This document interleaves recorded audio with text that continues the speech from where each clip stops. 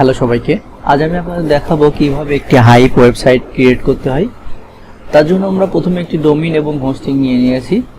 Hosting এর মধ্যে আমরা এখন আমাদের যে ডোমেইন আছে সেই ডোমেইনের মধ্যে আমরা একটি স্ক্রিপ্ট, আমাদের যে স্ক্রিপ্ট আছে সেই স্ক্রিপ্টটা আমরা নিয়ে নিলাম জিপ ফাইল আকারে, এবং আমাদের হোস্টিংটার অবশ্যই PHP ভার্সন এটা 5.6 হতে হবে।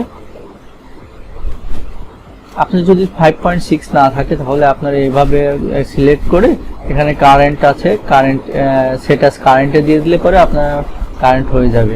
আমার যেহেতু 5.6 আছে বর্তমান, আমি কি এটা কারেন্ট ভার্সন বানিয়ে দিয়েছি, সেহেতু আমার আর কোনোভাবে কোনো কিছু করার প্রয়োজন হচ্ছে না।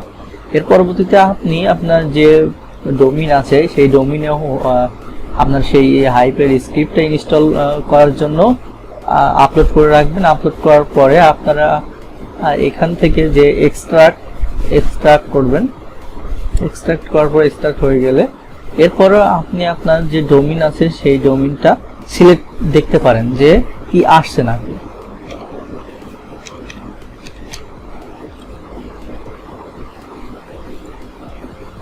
আমার যে ডোমেইন আছে এখানে দেখাচ্ছে delete install PHP file after install to work with script. বলছে যে এখানে এই স্ক্রিপ্টটা ইনস্টল করার পরে আপনি install.php যে ফাইলটা আছে, যে ফাইলটা আপনি পাবেন, অর্থাৎ সেই ফাইলটা ডিলিট করতে হবে। এই যে এখানে এটা ইনস্টল দেওয়ার পরে এই ফাইলটা ডিলিট করতে হবে। আমরা চলুন তাহলে যাই, ইনস্টলে ক্লিক করুন, একটা স্ল্যাশ দিয়ে ডোমেইনের পরে একটা স্ল্যাশ, তারপর install.php লিখে ইনস্টল দিলে পরে আমরা এরকম একটি অপশন পাবো। এরপরে আমরা একটি ডাটাবেস, যেহেতু আমাদের এখানে ডাটাবেস নেম চাচ্ছে, ডাটাবেসের ইউজার নেম পাসওয়ার্ড চাচ্ছে, সেহেতু আমরা একটা ডাটাবেস ক্রিয়েট করে নিব। ডাটাবেস MySQL ডাটাবেস থেকে আমরা শর্টে একটি ডাটাবেস ক্রিয়েট নেম করে নিলাম। এরপরে আমরা একটি ডাটাবেস, আবার নাম সেম হলেও কোনো সমস্যা নাই, বা নাম কোনোভাবে পরিবর্তন হলেও কোনো সমস্যা নাই। একটি পাসওয়ার্ড দিয়ে দেবেন একটি স্ট্রং দেখে, আর পাসওয়ার্ড দুটো রিটাইপ করবেন এখানে সেম ভাবে। পাসওয়ার্ডটা আমি দেখাতে চাচ্ছি না, সেজন্য আমি করে দিলাম।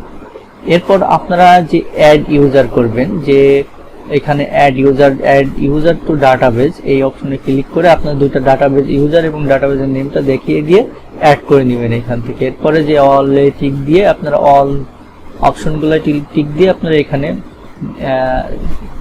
মেক চেঞ্জ করে নেবেন। মেক চেঞ্জ করার পরে এটা আপনার ইউজার নেম হয়ে যাবে ডাটাবেসের ইউজার নেম।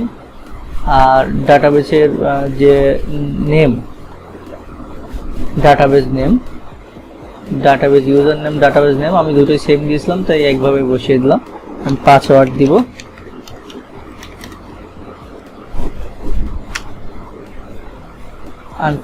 দিব, এখানে যে ডাটাবেসের পাসওয়ার্ড দিয়ে দিলাম। ডাটাবেস পাসওয়ার্ড দেওয়ার পর এখানে যে লাইসেন্স কি চাচ্ছে, লাইসেন্স কি না দিলে পরে আমি চেষ্টা করে দেখব লাইসেন্স কি বাদেও ইনস্টল করা যায় কিনা। এটা হচ্ছে পুরো ভার্সনের সফটওয়্যার। তারপর আমরা দেখছি যে ইনস্টল হয় কি না।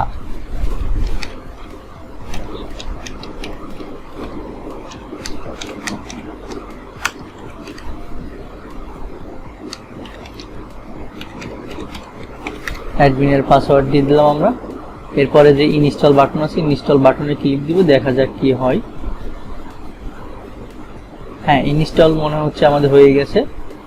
এরপরে আমরা যে আমাদের যে অপশন দিয়েছিল যে এখানকার যে install.php এই ফাইলটা কেটে দিতে হবে।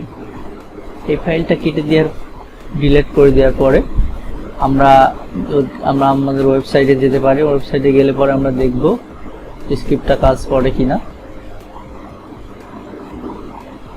হ্যাঁ, আমাদের স্ক্রিপ্টটা কাজ করছে। আমরা চাইলে এখন লগ ইন করতে পারবো।